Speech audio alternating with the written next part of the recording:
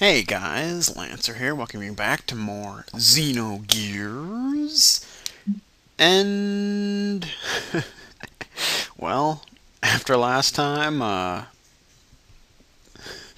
really don't know what to say, but, let's keep this going, shall we? Yes, let's resume the game. How about that? Sounds good. Alrighty then. So now what? Oh wow.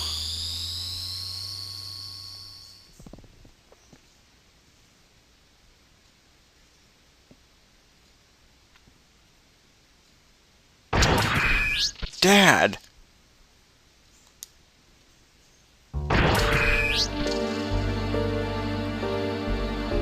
Dad, are you okay? Dad, I'm sorry. This is all my fault. Faye, you've returned to your own self. You've become one. Yes, thanks to you all. If all of you hadn't called out to me... Dad! Don't worry. This is good. This is, after all,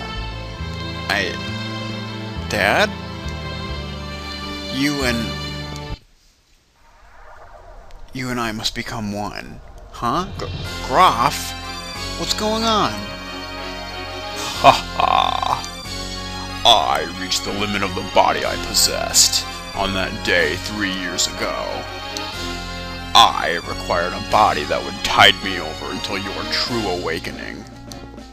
That is why I acquired the body of your father. Regardless of your awakening, you're merging in the inherited memories you had acquired. There was no way for you to know of this, since you had lost your memory at that point. At the point in which I merged with your father. Impossible! What about Wise Man? What about Father? Of course they were just parts of me. I couldn't hold on to Khan totally. His ego was far stronger than I imagined. When my control weakened, he showed himself to you as Wise Man. You have awakened. This body is now useless to me. Now I must return to my original body, the reincarnation of my body that you inhabit. Stop it! Dad! I hear you, Faye. You see, he and I are one. I am Khan. Khan is me. He has become one with me, so you too should open your heart and unite with me. Then we can go on to eliminate everything. No, I can't allow you to control me.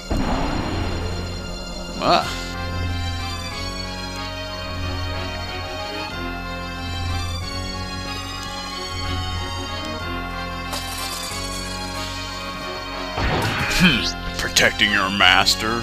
Then so be it. I'll merge with both you and your machine then. Now come on, Faye. Fight me! It's no use. I know you're Lacan, and that you're a part of me. But that doesn't change you being my father. I could never really fight you. You're so naive. Why don't you understand that your naivety is what killed Sophia? What killed your mother, Karen? I already know that. That's why I swore never to run away again. That I must rescue Ellie. So don't get in my way. Wake up! Open your eyes, father. Lacan. If that's the case, then fight me. Fight me! I can't. I see. Then there's no choice. Since you are so unwilling to fight, I believe I'll have to use them as bait. Stop it! Don't we have the same memories? Can't you also remember that sadness you felt way back then? Why then? Why must you destroy everything? If we stop Deuce, won't this all be over? You still don't understand. Even after your contact with the Existence. I came to understand after my contact with the existence that even if Deuce was destroyed, as long as humans still inhabit this land, Miang, Elim, will be born time and again. Then all living things may as well perish along with Deuce itself. That's the only path to freedom. The path to release us from the eternal cycles of life, the tragedies of history, and the spell of fate. Once I awaken Deuce as a weapon, I'll obliterate all living things. Then I'll use your awakened self in that machine to return everything to nothing. That's what I concluded. Miang and Elim are not just Deuce's mouthpieces. That woman is its main body. Why can't you see that? That's not true. She gave her life for me by shielding me from harm. Her eyes weren't Miang's. Mother came back at that last moment. Miang, Mother, even Ellie, we're all humans born on this planet. Deuce doesn't matter. You'll see. I will bring Ellie back. Father, no, Graf, Lacan, if you won't back down. Never. Then I have no choice. The time has come to truly become one. And it is battle time!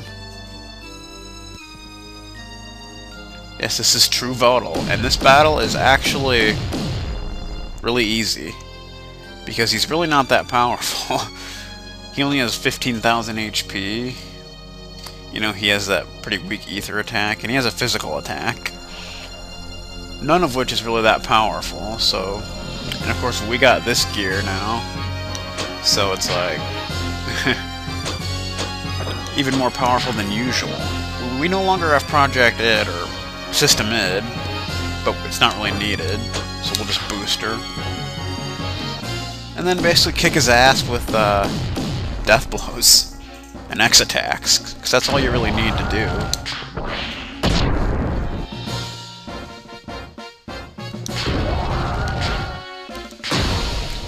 I mean, just level 1 death blows hurt over 2,000, so I mean, like, whatever, dude. And you start with 30,000 HP, so the chances of you losing this are... they're not very good, so really nothing to worry about. Okay.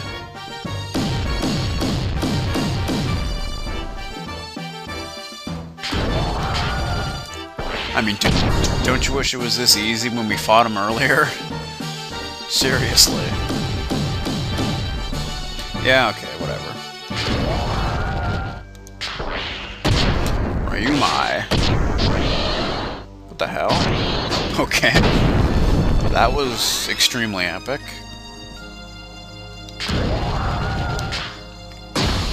Just kind of like smack him one. It's like, okay. Well, that was a little more powerful, but still, no big deal. Oh.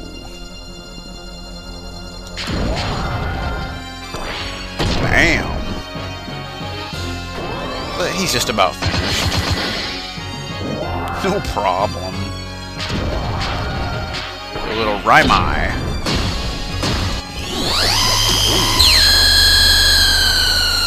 Nice.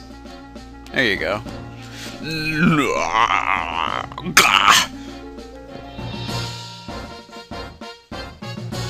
Well, okay then. Why don't you finish me off? If you don't get rid of me, then you cannot get what you want. It's alright, Dad. I understand. You are not Graf. You are my father. You and Graf are one. Your will and purpose never change. I knew that once we fought, but let's stop now. Our objective should be the same. It is the same as our becoming one. We don't have to fight.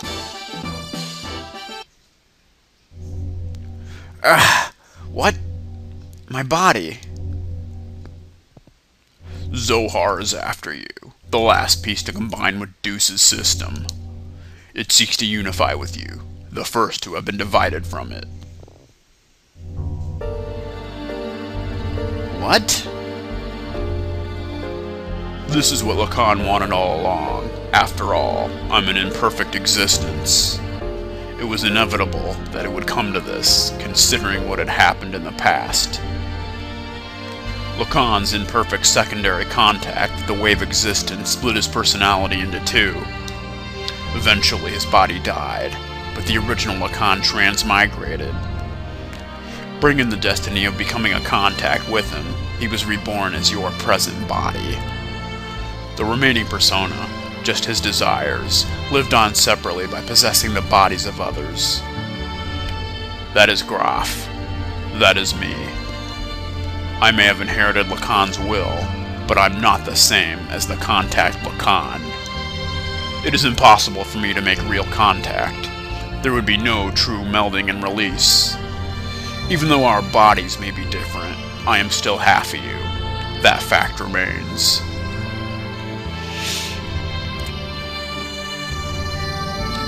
Although I'm imperfect, I can merge temporarily with Zohar, and thus may be able to buy you some time.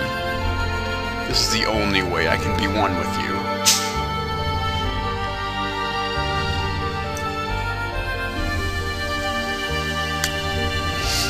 This is all I can do. Deuce's system will start to look for you again. Before then, you have to destroy the newly perfected Deuce and this Zohar modifier. You're the only one that can destroy the physical barrier that encases God's body. Dad! As you said, that was Karen. Through many generations, Miang is beginning to break free from her bounds. Now that Elim is merged with Deuce, she has all of her memories back. All the memories from her original birth as the contact's complement up to her current transmigration. That includes all of the lives she has lived as Miang and her substitutes over the centuries. Damn. And of course, that includes your mother's memories too. Mother's memories? Faye, cut away all the binds on mankind. You should be able to do that now. Save her and all the other women bound with her. I'm begging you, Faye. Wow. That's some crazy stuff going on.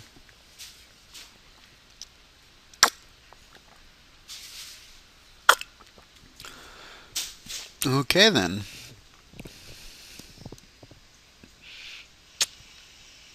What's this? This pendant. Oh, is that the pendant again? Is this Sophia's? Or my mother's? It's nothing. I'm just talking to myself. 'Cause that's normal. I'm sorry for all the trouble I've caused everyone. Thank you all so much. Anyway, let's get going. There is little time left now. For me. And for our planet. Apparently. What is this place? This is where it all started. This is our Genesis. Humans were born here. Long ago, Deuce crash-landed on this planet in an interplanetary colony ship. In order to revive itself someday, Deuce detached the Zohar modifier's core. After this core unit came down here, a single woman awoke and arose from out of it. She's the mother of all humanity. After she awoke, she used all her power to bear several beings. These would become the ancestors of the whole of humanity. These were the Emperor and the Gazelle Ministry. Finally, she gave birth to replicas of herself to be humanity's caretakers. Two selves, the human mother and the weapon. The subjects and the complement. That is Ellie and Miang. I, the sole survivor from the colony ship, met Ellie and everything started from there. The land of Genesis, Katamani. This is that place. Yeah, but Faye, even with your shared fate with Deuce, why do you have such ancient memories? Usually, human memories cannot be passed down through the generations. Humans do not normally have the ability to compress and store memories in their introns. But Ellie and I, and Miang, are different. Due to our connection with the wave existence, that is, due to Zohar's ability to change possible phenomena, we can clearly store data in our introns. In other words, we can leave behind memories to be inherited by our descendants. Just as the wave existence is bound inside of Zohar, the information is affixed to me, so to speak, by some of the power of the wave existence. You don't say. Then this is the form from when Ellie and Miang were still one being. This is the first woman of our world. Really? Our mother.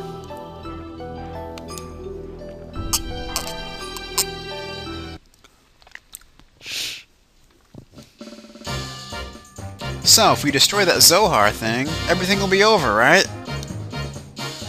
Yes. The source of our ether powers, and the source of power for the generators that make our gears work. It all comes from the Zohar modifier engine, which can control any potential phenomena. If we destroy it, Deuce and the Seraph Angels will all be deactivated. And then we should also be able to free Ellie, who has become bound to the Deuce weapon system as Miang. Right, Faye? Yeah, that's what the wave existence said. Well, okay then. We got a plan. But then there is the downside. It will also mean that we will no longer be able to use our gears or our ether powers anymore. What are those Seraph Angels all about anyway? That odd appearance as if they lack something.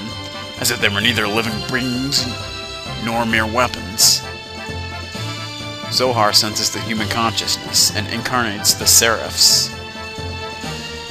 Human consciousness? Zohar itself involves the principle of uncertainty. The observer's perception of Zohar determines the entity it actually becomes. In other words, I believe that those angels are incarnations of the spirits of people. The people who have been absorbed by Deuce to become parts of it. So what merit is there for them to gain in eliminating all of civilization? Is it some kind of hatred for those humans who have survived? I like how chu-chu's like way in the background, just randomly. Of course not. Those people who were created and assimilated as parts for Deuce would not have such intentions. Try to remember what Ellie, when she became Miang, said. The creations of God will someday be a hindrance. That is why they must be eliminated. Yes, that is why Merkava is being used to begin the destruction. But Deuce is not following its programming of exterminating all of civilization. The Seraphs, which are terminal interface weapons of Deuce, are using their bodies composed of nanomachines to absorb massive numbers of people regardless of whether they are dead or alive. It is not discriminating between the mutant and non-mutant people. This is highly peculiar. The fact that the people who are meant to be destroyed are being taken in as well, that is the absolute opposite of what it's supposed to be doing. Maybe there aren't enough parts. That is unlikely. Aside from those bodies that were destined to be parts for it, Deuce, who has already acquired the abilities of the nanomachines, can just about use any material. To construct its body, it is obvious it has other intentions in mind. Those intentions, Krellian has called Deuce the Mother. If God is the Mother, then those motives are coming from the Great Mother, impeding the growth of its child, enveloping it, to bring the child back to the womb to become one with it. That is its motive. Such a program does not exist within its design, though. It was probably given this unique will by someone, either from Ellie, who was merged with the Deuce, or... Either way, it doesn't change the fact that we have to fight. Regardless of what their intentions are, the problem is how we're supposed to deal with them. You think we can do it in our current state? This secret battleship, Excalibur, will also take part in the final battle. Additionally, the military potential of all the surface forces will assemble here. Even if we can put together a massive force, we still have the problem with the main armament of the Merkava. We need to know how to take that out. As long as we don't do that, Merkava's ultra-long-range cannon has the ability to vaporize any substance. On top of that, they have a barrier around their perimeter that nullifies all attacks. We've fought against the Merkava many times to try to stop its onslaught. However, we cannot even get close, hence we have to withdraw every time. Damn it! No matter how much we want to save Ellie, if we can't get inside the Merkava, it's meaningless. To add to that, there is the problem of those Seraphs. They function as the terminal interface weapons for close defense. I can easily say that their attack power is equivalent to the Xenogears class. They even have the regenerative ability due to the nanomachines. Don't be concerned about that. I was able to obtain some data from Xenogears. You see, Xenogears has mutagenically evolved due to its contact with Zohar. Using that data, all of your new gears ought to be completed soon. Oh, well that's something. Additionally, all the other weapons and armaments are being modified to implement the dissembler device. Dissembler device? In contrast to the nano-assemblers, which create matter to repair with, the disassemblers have the ability to dismantle or destroy matter. They can even deactivate the nanomachines, restoring ability by disengaging the repair programs. This should be sufficiently effective against the Deuce Seraphs. Alright, even if we can deal with the angels, just how are we going to deal with that Merkava? We can't even get close to the thing. There is no such thing as a perfect defense. There is a way. Look over here. Oh. What is this?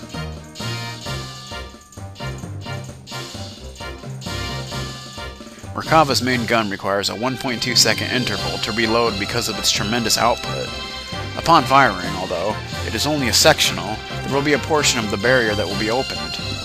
There is a 1.87 second delay before the barrier reforms in that area. If we can use this window of time to target and destroy that cannon, it'll be possible to close in on it. If we can get close enough, we can break through with gravitational spatial correction. Okay. Well, this is the rough idea. Unfortunately, we don't have such a long-range cannon that could acquire a target in such a brief time frame. So what you're saying is we just need to shut that annoying cannon up, right?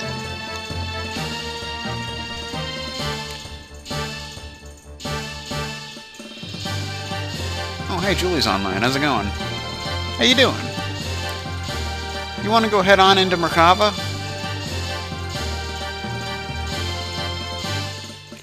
Now you're being reckless again. That's suicide.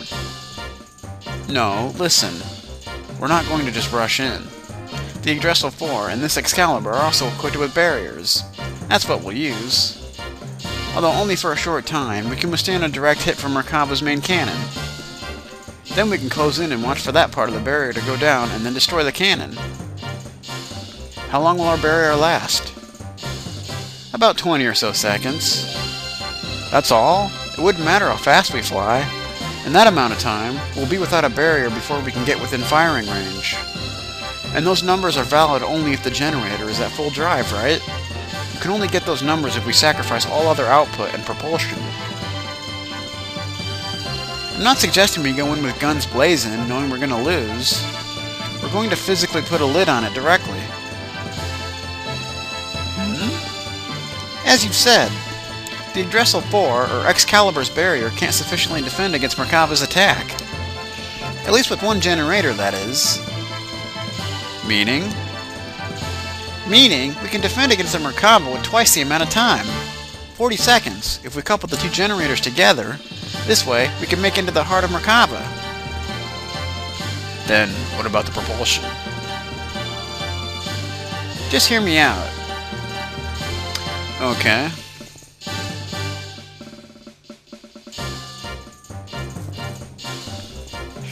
This is what we do. First we transform my Yggdrasil into heavy assault mode and load it onto the Excalibur, so we can couple the generators. By doing that, we can reduce the energy usage down to just supporting the hull of the ship and generating the barrier. This will allow most of the energy to be devoted to generating the barrier. Next, shift the barrier to full front and focus it to a single point where their main cannon will make its strike. Now for movement, first off we develop a barrier by engaging Excalibur's generator to maximum power. For propulsion during that time, we'll install on the Yggdrasil those large solid rockets we got from the ruins of the Mass Driver. When Excalibur's barrier expires, we'll use the Yggdrasil Force generator to develop a barrier. Then we'll also detach the solid rockets and shift the Excalibur into conventional flight. Using this method, we can get right in Merkava's face. After it fires, it will be defenseless. During this time, we'll block the muzzle of Merkava's cannon with Excalibur's bow ram, upon which we should have 0.67 seconds. With the cannon fire of the Excalibur, we'll destroy the Yggdrasil Force slave generator and incapacitate the Merkava along the way, and then we break through. That sounds like a strategy to me. That's what the plan is all about.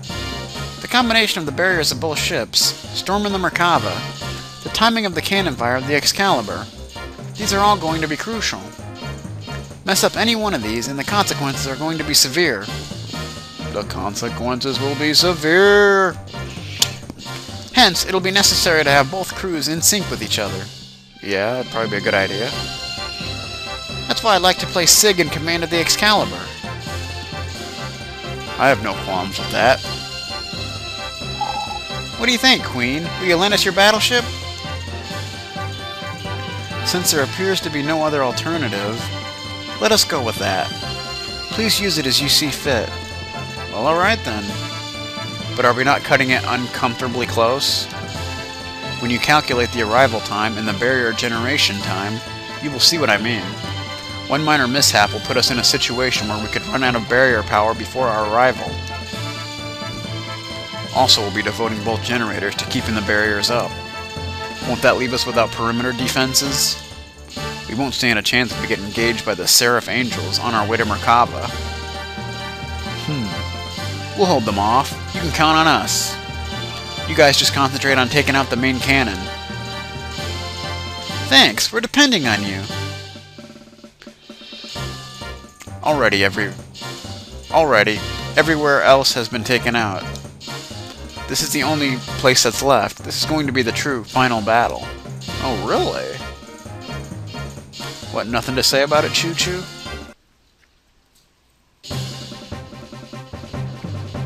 Finally, more summary. We set out to silence God's Ark, Merkava, which was the epitome of offensive and defensive power, and then storm inside it. We initiated the operation to destroy Zohar. Well, boy, here we go. This is it.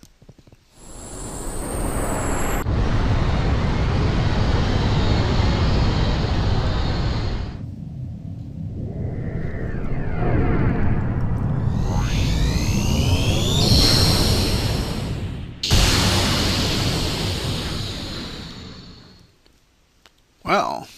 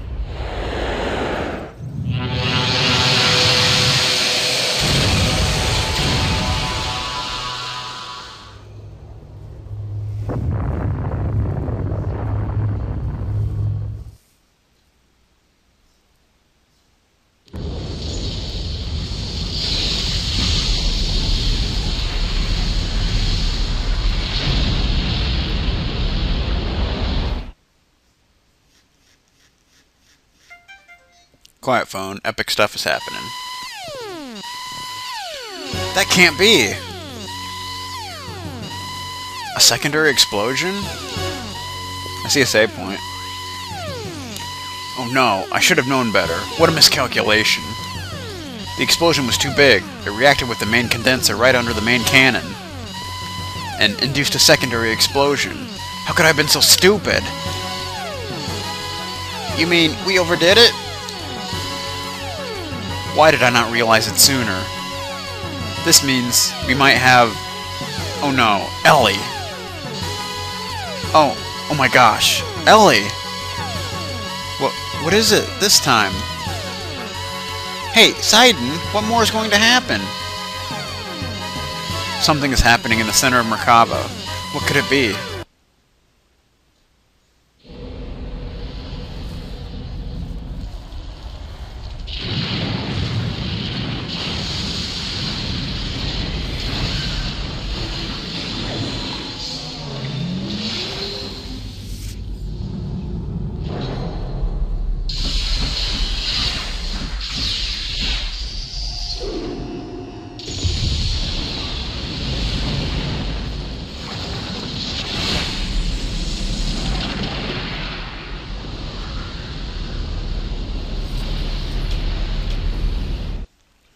That sure don't look good.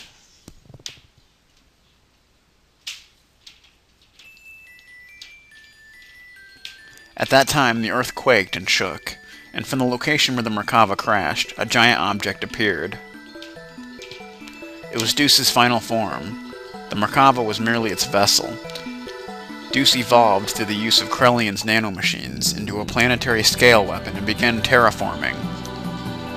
It was attempting to convert this entire planet into a weapon. We retreated back to the base at the snow plains to form a new strategy.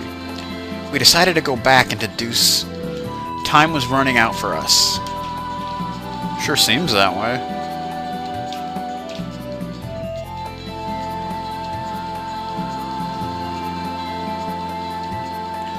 Okay, so...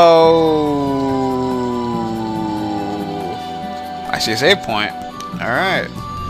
So, so just what are we gonna have to do now? That's the question.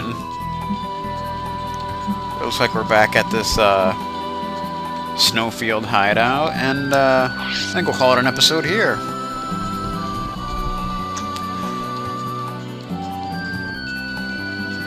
So next time, I guess we will be trying to figure out just what we're gonna do next, basically. But that'll be for next time.